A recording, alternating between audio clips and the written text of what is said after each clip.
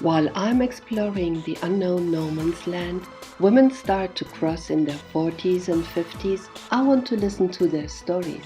I want to know more about their dreams, their visions, and their mission.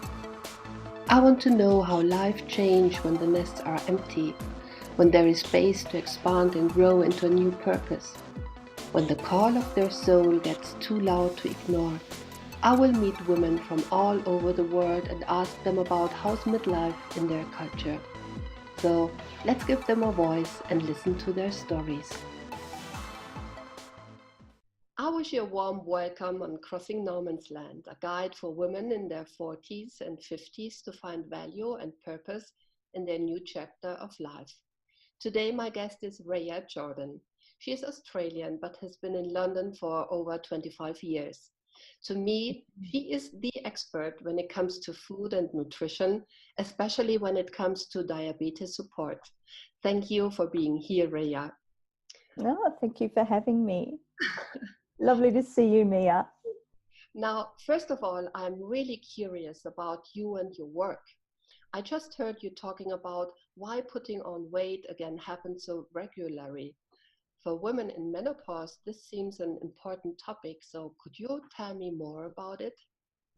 Um, what's really interesting about women in menopause is there's a lot of information out there about, oh, your thyroid slows down, your metabolism slows down. What's fascinating is that when you look at the research, a lot of women around menopause begin to move a lot less, we change our behavior. And I personally, like the world according to Rhea, is we pathologize menopause a lot. So it becomes a disease process that we're going through that has to be treated. And we look for disease-based ideas as to why we put on weight. But in fact, I think a lot of it is cultural and a lack of respect for the menopausal woman. You know, she's a bit of a figure of fun. A lot of women dread their menopause, and the idea that it's any kind of passage to matriarchy or a blessed relief, which I would argue it really is, falls by the wayside.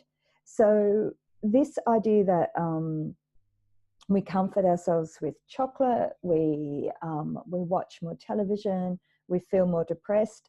Now, I'm going to argue a lot of that is cultural, and it's not physiological at all, and it has to do with the way that the way that we talk about menopausal women and women who are in their middle age hits us very hard individually, and we respond to that whether we know that or not.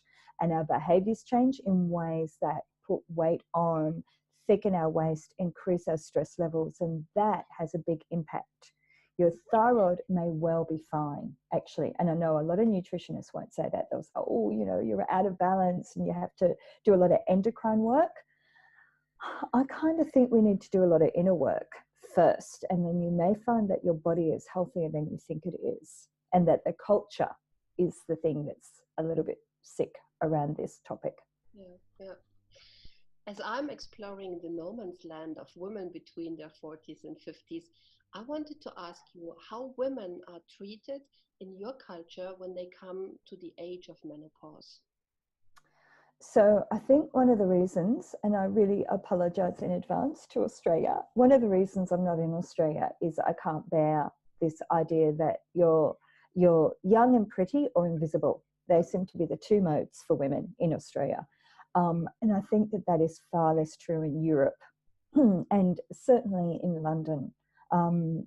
So I really appreciate that. I think Londoners have something to learn from Parisians, where it's even stronger, that older women have their own kind of power and sexuality.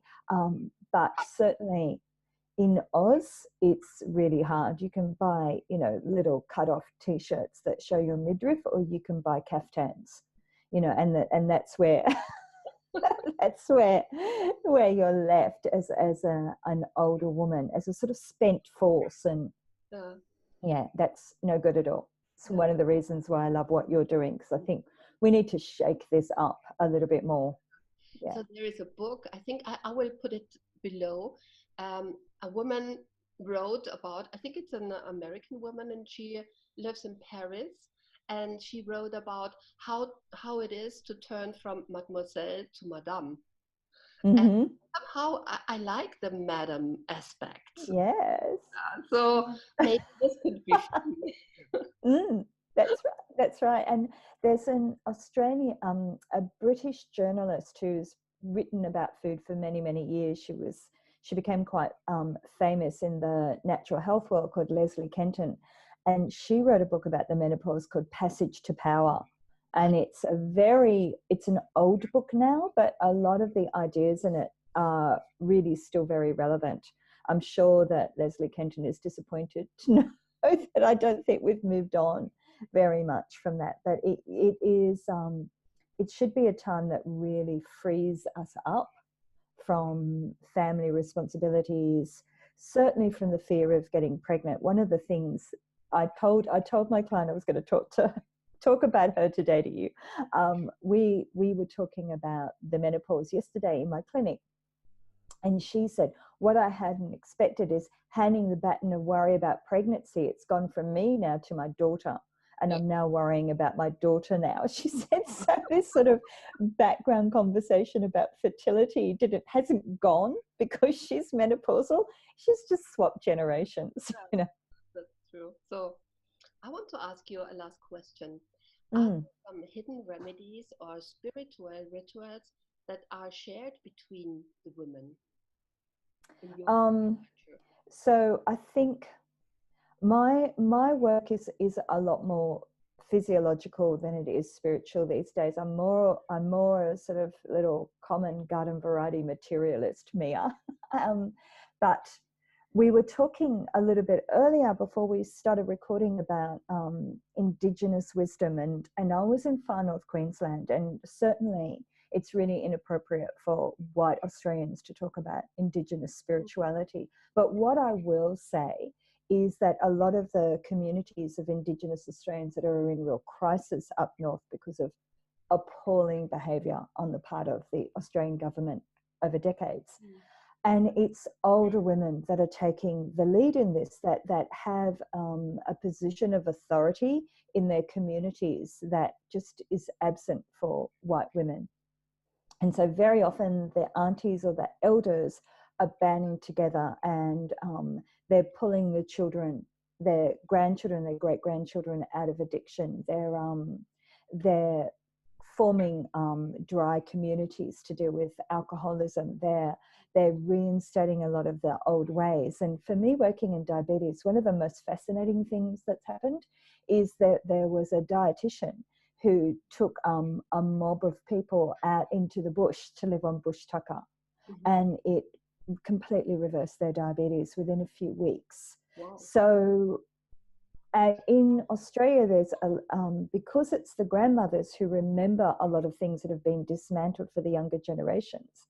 There is a new sort of industry starting up north where they're growing wild foods again for the Australian culinary market, where they're beginning to pull this sort of healing process, healing foods from bush tucker, sort of into everyday foods that are being sold in the big urban areas like Melbourne and Sydney. So things like long pepper and wattle seed are turning up in our food.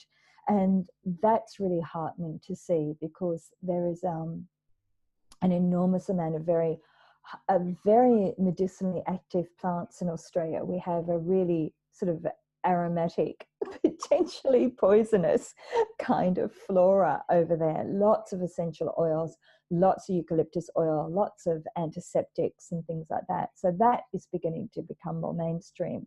And I think the next 20 years will be really exciting about that. But in terms of women and initiation and spirituality, that's a very closed book to outsiders. But what is clear to outsiders is that older Indigenous women are strong, and they're community leaders, and they're holding everything together. And that's very heartening and inspiring for me as an older white woman to see. Yeah. So I think if we want to grow, we have to have a look of the ancient traditions, to the ancient traditions, because there is the hope and the knowledge and the wisdom and the insights. Yeah, there's a standing joke going. There's a lot of anthropology about rituals around, say, premenstrual not menopause periods. So in a lot of highland communities in Papua New Guinea, for example, there are huts where women are considered unclean when they're menstruating, so they have to actually go and spend time away from the tribe.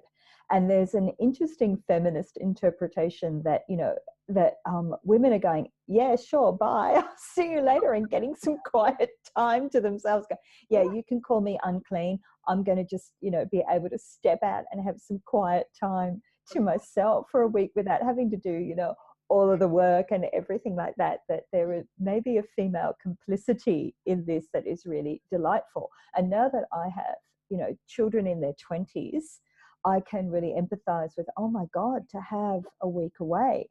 The other old European tradition around childbirth is called a baby moon. And Sheila Kitzinger, an anthropologist that would write a lot about childbirth in different countries and rituals around them, used to talk about this old idea of a baby moon. You know, in Ireland, you'd go to bed for a couple of weeks, you would be fed. This is also a tradition in China.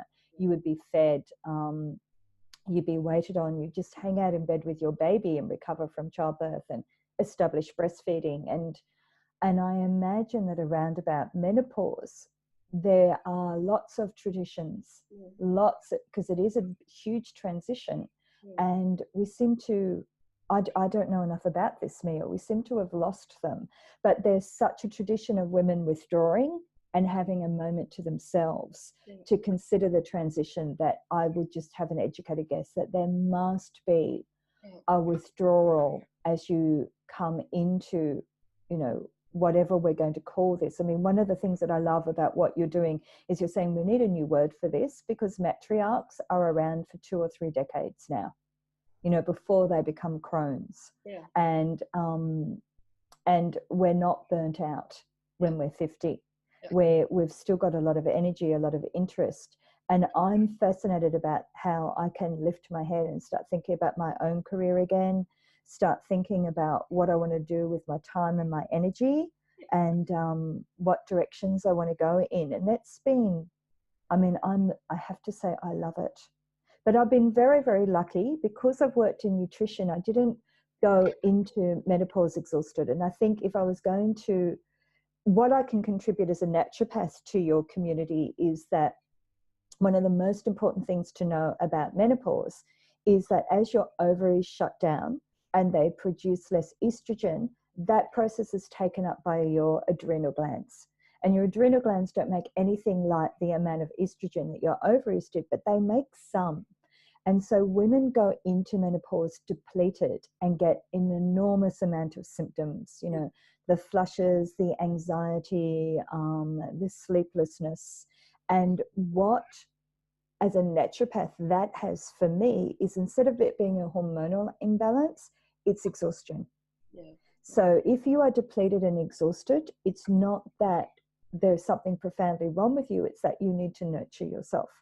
And you need to build up, and estrogenic foods can be really useful, like flax seeds. As I said, Leslie Kenton's old book that you can probably pick up for about £2 now is still really useful. There's fermented foods are really important. Things like miso, things like fermented vegetables.